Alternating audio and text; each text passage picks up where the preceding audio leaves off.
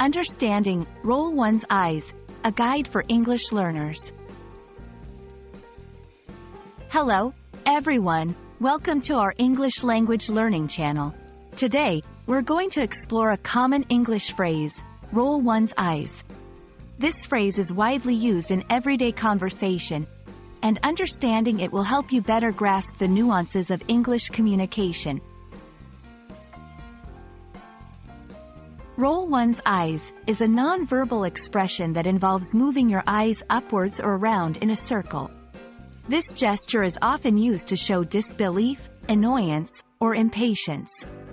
It's important to understand that this expression can be considered rude or disrespectful in certain contexts, so it's crucial to know when and how to use it appropriately.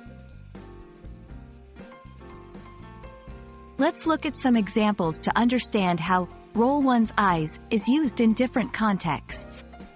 1. In disbelief, when I told her I saw a flying car, she rolled her eyes. 2. In annoyance, he rolls his eyes every time his brother starts talking about politics. 3. In impatience, she rolled her eyes while waiting in the long line at the grocery store. In each of these situations, the act of rolling the eyes communicates a non-verbal message without words. While rolling one's eyes is common in English-speaking cultures, it's important to note that body language can vary significantly across different cultures. In some cultures, this gesture might be interpreted differently or even be considered offensive. Always consider the cultural context when using gestures like eye rolling. To get comfortable with this expression, try practicing in front of a mirror. Notice how your eyes move and how it might be perceived. Remember, it's not just about the eyes. It's also about the facial expression that accompanies the gesture.